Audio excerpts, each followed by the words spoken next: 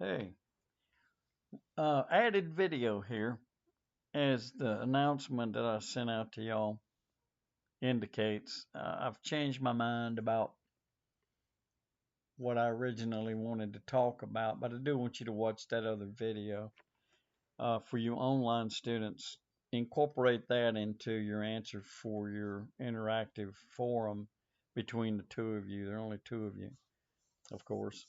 And so add that as a part of your assignment for week 6 to discuss that with one another.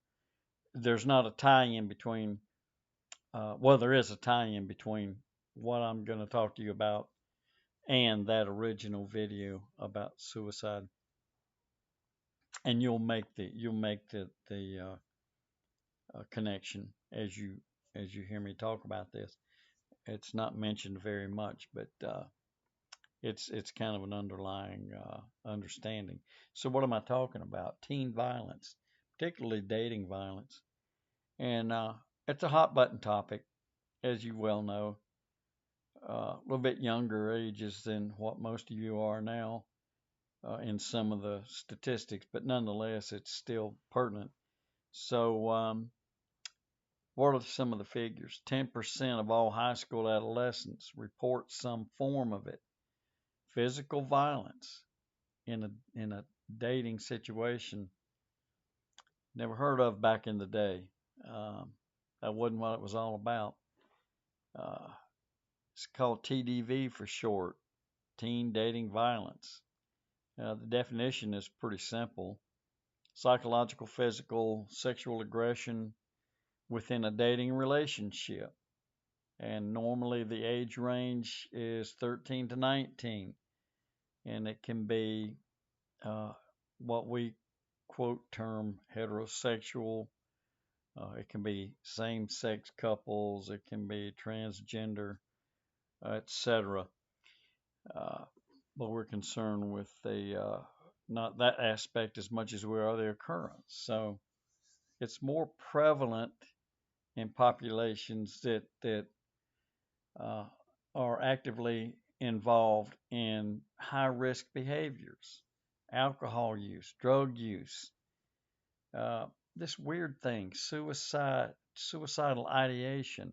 I'll let you look at that on your own because that's a whole lecture in and of itself.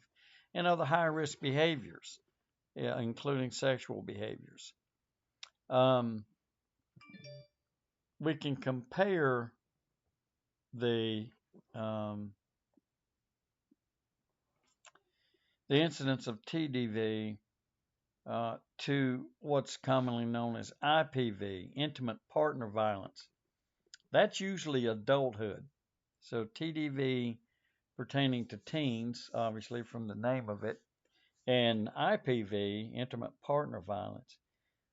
There are a lot of commonalities: exposure to physical, sexual, psychological abuse, but there are significant differences in the psychological, physical, and intellectual development.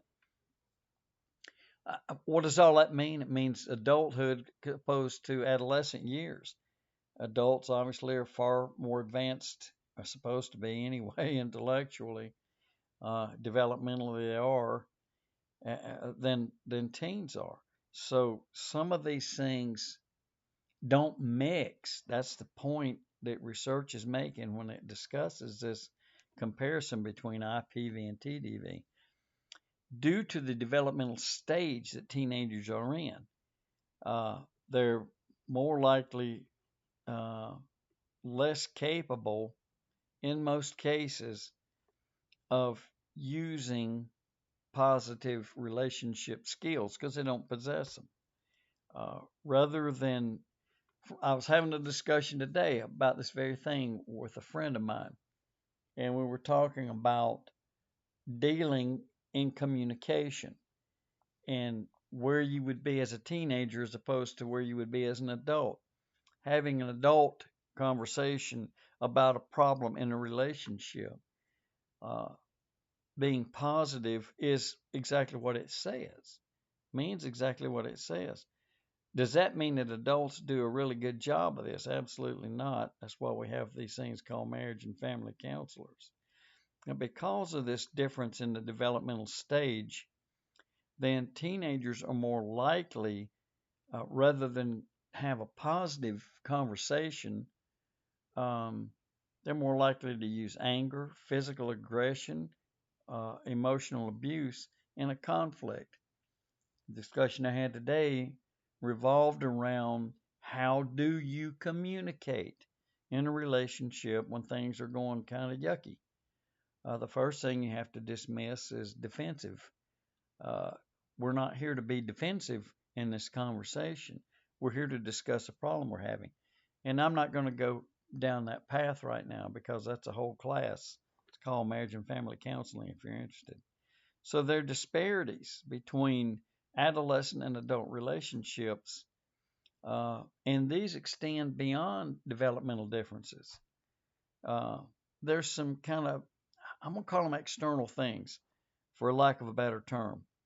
Um, Most likely, adolescents are not in a cohabitation situation, not living together. It's not 100% true, but it's the majority of the time.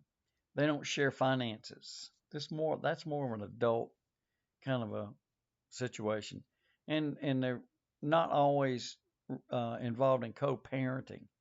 Does that mean it doesn't happen? Of course not. But the statistics don't indicate there's a high incidence of that. And you have some traditional dynamics. Uh, we call them power dynamics, and these have to do with reliance and control. Uh, this is frequently the case in an adult situation, a domestic violence situation involving adults. This reliance business. Uh, what does that mean? Exactly what it says. I rely on you for this, and you rely on me for that. Uh, and then the control aspect. Who's in charge here? Many times in some relationships, the male takes on the stereotypical control aspect of a relationship instead of a 50-50, for example. I heard people once say all relationships should be 50-50, and the person they were saying that to said, "No, I disagree. This should be 100-100." What does that mean? Give 100% into it, not just 50. What are you going to do with the other 50%? Hide it. So I thought that was a good answer, 100 and 100. Pretty cool stuff if you can do it. Um, Qualitative studies related to all this. What is that? Qualitative has to do with emotion. Quantitative is numbers. So qualitative research, my research when I did my dissertation, qualitative. I want to know what you feel like. I want to know if there's any phenomenology involved, etc. So uh, discussions that involve conceptualizing uh, in the realm of relationships, and why do you choose to stay in a relationship if it's abusive? And teenagers frequently talk about peer pressure, um, social environment. Why am I doing this? Well, peer pressure is telling me I should stay in this relationship. Uh, so that's the concept. That's what's meant by the conceptualizing the relationship. Is even though there's TDV here, peer pressure says, "Oh, you need to hang in there. This is good," or whatever they're saying to you. In the social environment you find yourself in. I'm going to tell you something. How powerful is loneliness? Incredibly powerful. People will stay in relationships that are abusive because the fear of loneliness is stronger than the fear of the violence. Sad situation. Loneliness, unfortunately, sometimes is heavily overlooked, except in the Christian community, and even then, sometimes there. So, moving ahead, there's an epidemiology aspect to this. Um, TDV differs from IPV. IPV, again, just to remind you, that's adult relationships, interpersonal, uh, interpersonal violence in an adult relationship. Um, but there's a big argument about what is the overriding difference in the epidemiology. Uh, so the lack of consensus causes confusion about, we're talking about cause and effect here. Uh, and what are we concerned with? Well, what is it that psychology is always concerned with? Short-term effects and long-term effects, same as in counseling. So this guides us into certain strategies, certain ways to deal with this. There's this strategy called youth risk behavior. Um, the You have to be careful with these if you were involved in doing these. I know I'm bouncing around a little bit, but this leads me to other thoughts. Youth risk behavior. It's done as a survey, and it has to do with exposure to physical abuse. In those cases, then, when youth are interviewed, they have a lower percentage of showing the background for an incidence of TDV. So you have to uh, move away from a risk behavior kind of definition of TDV and expand it into multiple forms. Hope this is making sense, because I told you it's epidemiology. We're looking at the cause and effect, right? So when you begin to study TDV, you have to move away from just the risk behavior part I mentioned earlier, remember? And now we have to include multiple forms of all kind of violence. We have to look at controlling behaviors and other forms of emotional abuse. And when you do that, now you see that the figures go up quite a bit. Higher percentages of adolescents screen positively as opposed to just using the one risky behavior thing. Talk about controlling behaviors for just a moment. One of the ones in this list: sexual violence, controlling behaviors, other forms of emotional abuse, controlling behaviors. Uh, that's a power struggle. Um, who's in control here? Who is meeting whose demands? Uh, Easily destroys a relationship. But again, keep in mind, which do I prefer? Being alone or being in a relationship? At least I have a partner. Not much of a choice, is it? Incidence, prevalence, uh, a lot of things become involved uh, when you begin to try to identify the population and who's being affected. 10% of students surveyed in an older study some reported some form of 10% reported some form of physical violence by a dating partner within the last 12 months of their relationship. Why would you let it go on that long? Varied reasons. Keep in mind the L word. And then getting into other aspects of exposure. See, we're talking about here risk behavior. We're talking again about sexual and psychological TDV, and then dividing it into gender. Young women, for example, between the ages of 16 and 20, have consistently shown higher rates of relationship violence compared to adult women. Uh, and then the impact on culture, on race, on ethnicity. Again, the reporting is very high. TDV kind of mirrors IPV uh, in that it impacts all races, all ethnicities, all religions, believe it or not, and all socioeconomic backgrounds. You would think religions would play a role in this. In some cases, they do. In some cases, it's a negative role. I won't go into that, but you've heard the stories. Certain religions, women are second-rate human beings, and they're treated as such. Sad thing due to that treatment. Um, there's a lot of debate with that, uh, but in the end, exposure tends to be more highly correlated with socioeconomic status, and that includes high risk behaviors.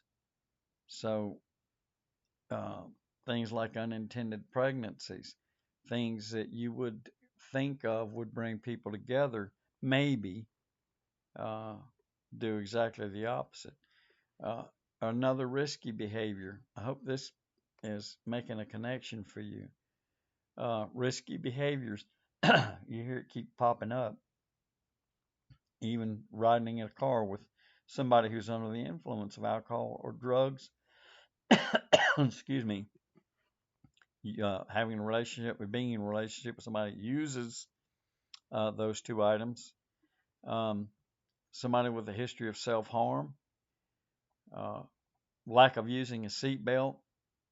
Even helmet use or lack thereof, riding a motorcycle. Um, and then some of the symptoms from that, some of the things to look for related to that are difficulties in school. So these things tying together. What's this all about that I just discussed? It's looking for the causes, and then obviously the effects follow. So anything that you see that's out of the ordinary, this would lead you into a counseling session. Few things related to short-term and long-term impacts. Let's start with adolescents. Uh, they can suffer both, short and long term. Short term consequences would be depression, suicidal ideation. In other words, I feel trapped. I can't get out. That's the only way I can see to get out.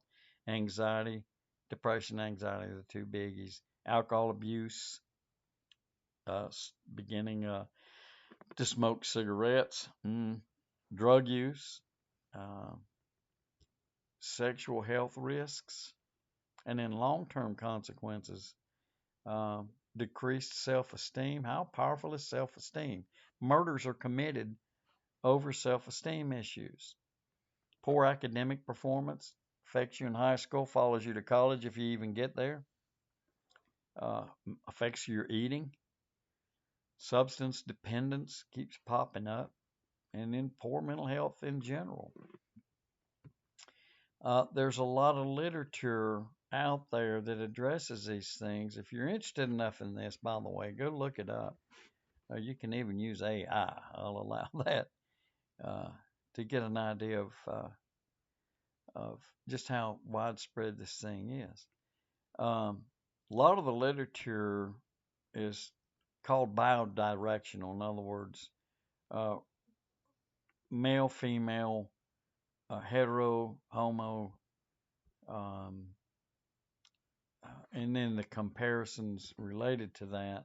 So the point here is that it's a widespread investigation, and it's beginning to show more and more just how difficult this not difficult, but how bad of a situation this has become.